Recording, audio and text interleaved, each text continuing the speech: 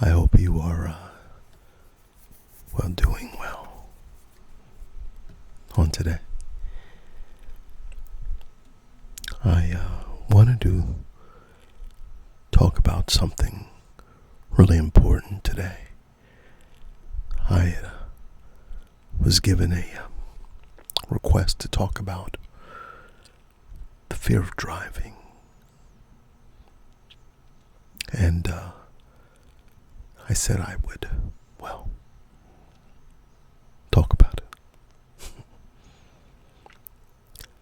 But I want to talk about more anxiety in general. You know, anxiety is based in what? Fear. Fear isn't always a bad thing. You know, fear helps us to stay away from dangerous situations. Fear livens our senses. Sometimes you're on the edge because of that, and so you're paying closer attention. Fear keeps us on the right hand of the road. Helps us to, continue to make safe choices sometimes. Fear of consequences, fears. But then, while fear can be good, fear, if allowed to take over, can be very, very dangerous, deadly, and, harmful to your life.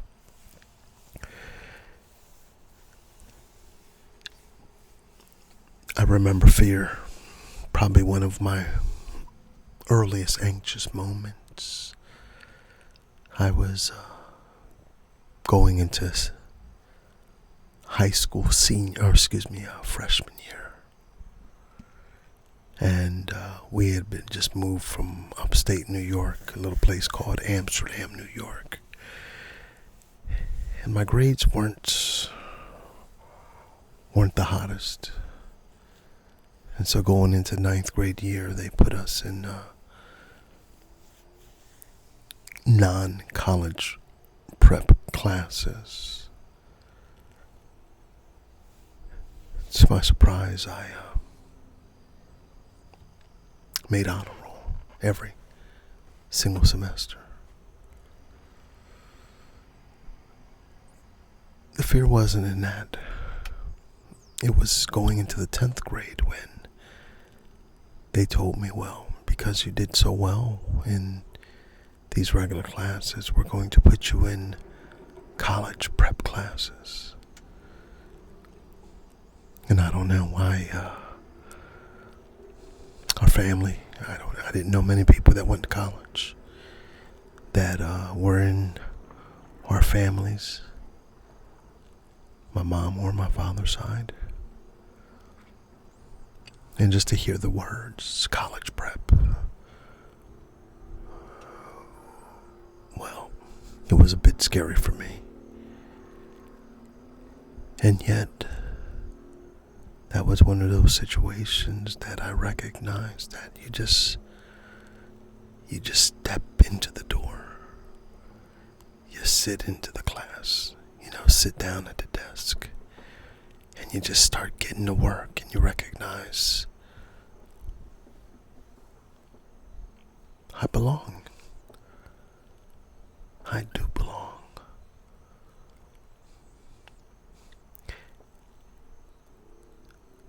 I made honor roll my college prep classes also, because I recognized I was fearful for nothing. And that's where I want to spend a little bit of time, because it doesn't matter if it's about the next grade you're going to go into, or driving a car, or a long-term relationship, or whatever else it might be. Fear is at the root. And I want you to look at fear for a moment. I want you to think of the acronym FEAR, F-E-A-R.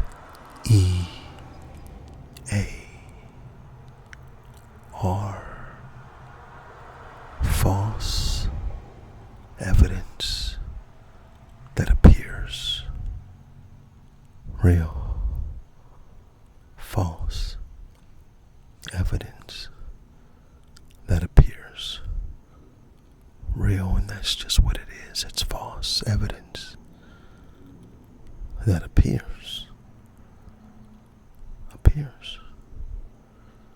has the appearance of being real.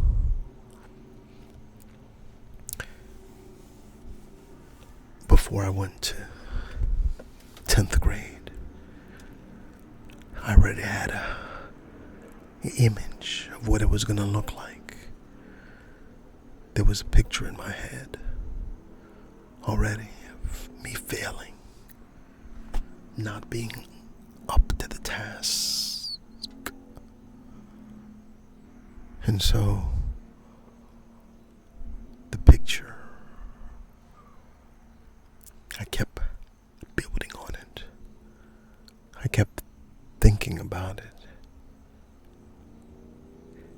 I kept feeding it.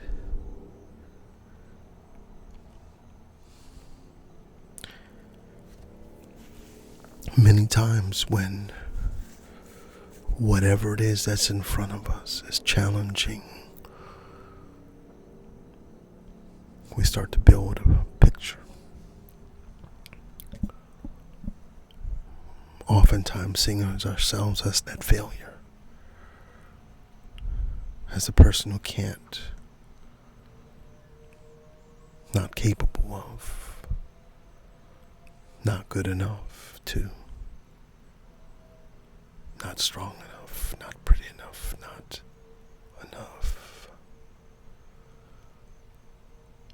Then we build the picture, the unfair picture, usually the worst picture. And we make ourselves the star of that production. Loser, starring Pepe.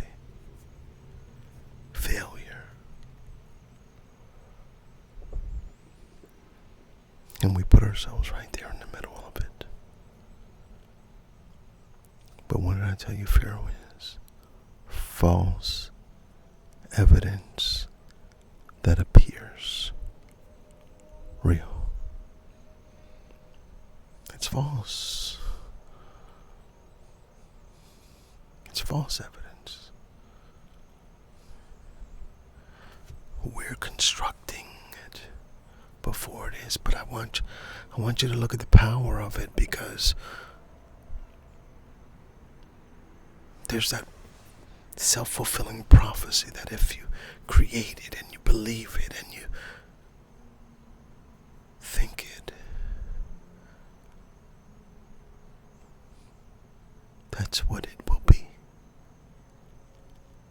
And so if I construct myself as an utter failure, a bumbling idiot, a person who never gets it right and never rises to the occasion, then more than likely, when it's time to perform, anxiety took over and won't allow me to be the very best I can be. And maybe, just maybe, I might just fulfill that negative, self-fulfilling prophecy.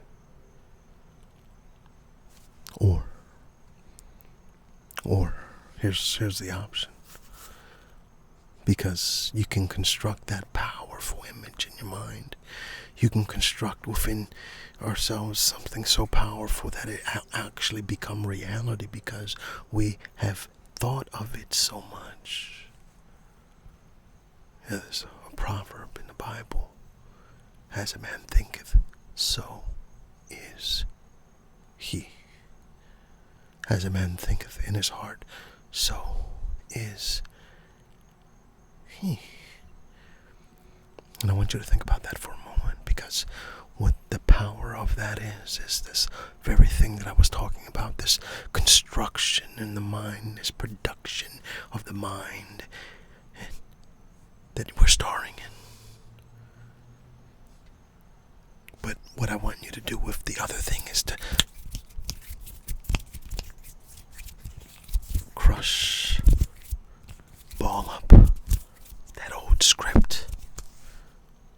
The old script, you take that and throw it away. And now we're going to recast, we're going to recreate, we're going to remake this new production. Starring you, starring you, starring you, starring you. And in this new production, you're driving like a king. In this new production, man, you're overcoming the obstacles. Hey, I want you to understand this while we're talking about this. See, anxiety. Everybody gets anxiety. Let me say that again. I think you need to hear this. Everyone gets anxiety. But anxiety doesn't get to everyone. What I mean by that? I get butterflies in my stomach. Sometimes I have to speak in front of other people. Sometimes I have to train. Sometimes I have to do. Sometimes I have to. There are a lot of things that I do that, and usually it involves me being around other people. Those are the most tense moments. And yet, you get up to the plate and you swing. And you take your best swing. And you'd be surprised how many singles you get, and doubles and triples and even home runs, yeah. But you will strike out to every plate that you don't at least step up to. Don't let anxiety stop you from even stepping up to the plate. That's what it wants to do. It's false evidence that appears real. And you give it power.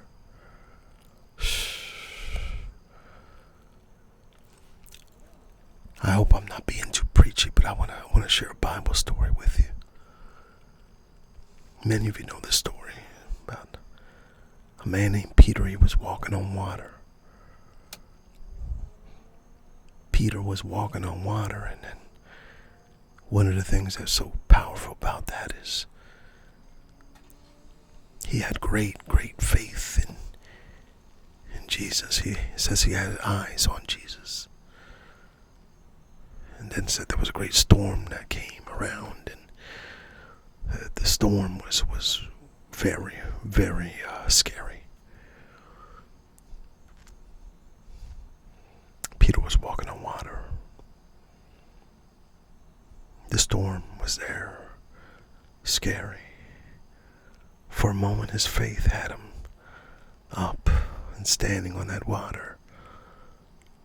As he had his eyes on Jesus, as his faith was filled and full, he was walking on water. But then it says it took his eyes off of Jesus, and he looked at the storm. And as he focused on the storm, terror began to come into his soul. He sees how scary the storm is. He sees how scary the winds are, and how boisterous and how terrifying it was. And it's at that moment that it says he began to sink.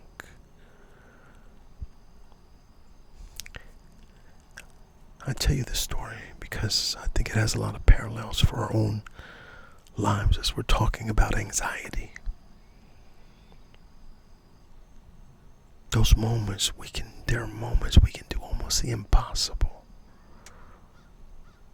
And in those moments, I want you to think your faith was strong, your belief system was strong,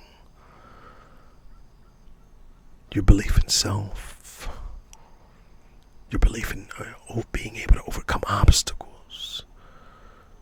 Obstacle came in front of you and it's just a challenge and something that a hurdle you've got to jump over, something you've got to do.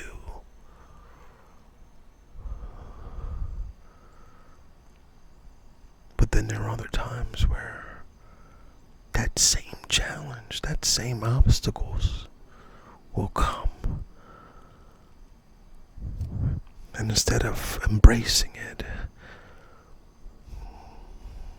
we cry about it and we run away from it and we don't want to look at it and we don't want to tend to it and we procrastinate about doing it and getting to it. And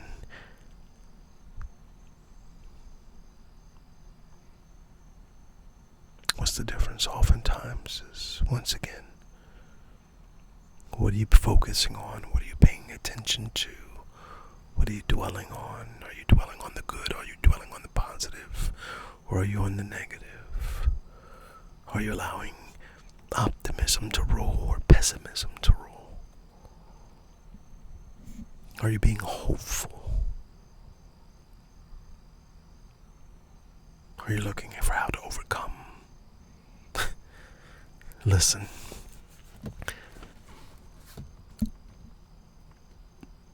So many things in life are going to come at you. One of the things I like to try to tell kids, people that I counsel or talk to regarding life, I want you to get this lesson really, really good. And I want you to understand this really, really well, especially the youth. The younger you are, the more you need to hear this. Because for some reason, this message is not getting out there.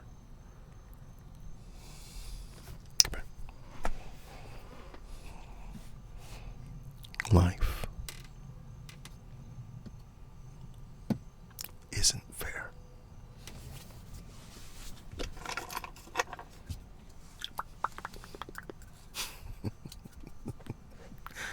Oh, you might not think that's profound, but I think you need to hear this. Life is not fair. I think that ought to be the expectation that we go out with each and every day, because if you're expecting life to be fair, and when it's not fair, oftentimes people don't know how to react to life when it's not fair, and so they crumble under life not being fair, or they hide in their rooms and in their homes because life's not fair. They do other things because life is not fair. They complain, they quit jobs, and so what I want to do is just take this right off the table. Life is not fair. No one owes me nothing. No one owes you nothing. Life isn't fair. I guess maybe that's two. No one owes me nothing. No one owes you nothing. They go hand in hand, right? Well, how do I make you and help you to really understand what I'm really saying? There are so many situations that come up in life and are going to continue to come up in life and you're going to have to continue to deal with. And in this life, we're going to have to learn to get a little bit of a thick skin, because life isn't fair.